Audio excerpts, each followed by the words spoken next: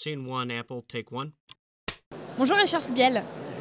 J'ai une question concernant le comité jeune qui vient d'être créé. Qu'est-ce que c'est? Quelles sont les ambitions? Voilà, comment ça se passe? Toute institution professionnelle se doit de penser au futur. Et dans le futur s'inscrivent naturellement les jeunes. Dans nos instances d'entreprise du voyage, jeune égale jeune entrepreneur. Donc, entrepreneurs qui talentueux, qui ont ça chevillé au corps, qui veulent créer leur entreprise et qui vont vers les nouveaux métiers du tourisme. Donc, première décision, c'est de leur donner corps et de leur donner un moyen de s'exprimer. Deuxièmement, c'est de les tutoriser un peu avec nos facilités, nos possibilités, de les héberger aussi physiquement à notre siège, 15 avenue Carnot à Paris. Mais la réflexion a été poussée plus loin. Jeune entrepreneur, sur comment aujourd'hui on peut arriver primo-accédant dans ce métier du tourisme, avec la diversité qui est la sienne aujourd'hui, des nouveaux métiers, des nouvelles technologies. Deuxièmement, souci financier, pécuniaire. Comment je fais quand je débute avec ce qu'on me demande dans les garanties et tout ça. L'APST, notre partenaire historique, est là aussi pour répondre à leurs attentes. Formidable.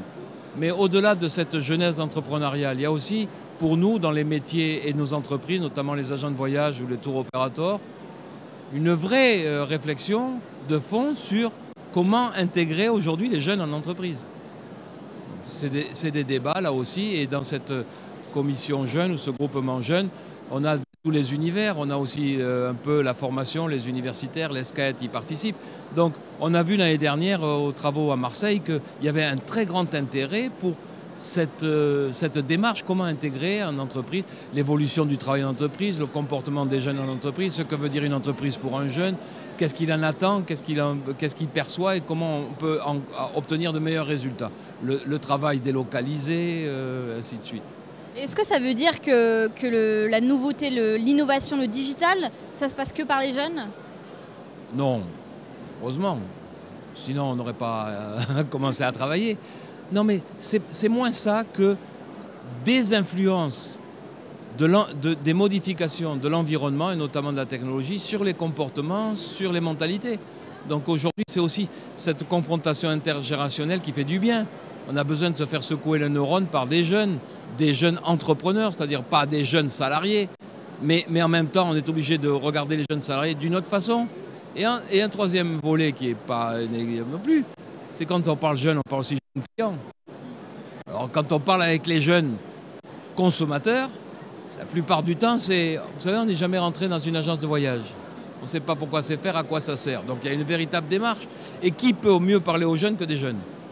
Alors, notre but et notre vision, c'est de dire, OK, essayons de réunir des compétences, des bonnes volontés, ça c'est bien sûr du bénévolat, autour de ces problématiques de jeunes entrepreneurs, jeunes en entreprise, jeunes consommateurs, les faire échanger, et quand il faut faciliter, on facilite, et quand il faut reporter, on reporte, et quand il faut tirer des clochettes, on tire des clochettes, de façon à ce que cette transition générationnelle s'opère du mieux possible et où on pouvait le faire mieux qu'au sein des entreprises du voyage. Je pense que c'est bien compris des deux côtés.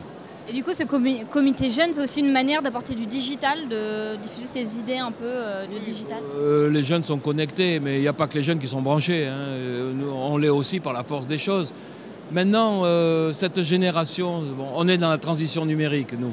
Mais eux sont dans le comportement numérique.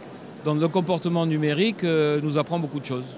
Donc on a aussi à s'inspirer de ça pour modifier légèrement nos approches du marché, nos approches marketing, nos approches commerciales et même nos approches relationnelles avec la clientèle, puisqu'on n'a pas besoin forcément de contact physique pour arriver à se parler, à échanger.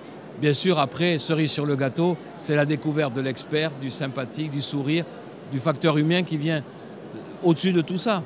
Mais pour aller mieux, plus vite et plus fort, admettons que les nouvelles technologies sont au point. Merci beaucoup.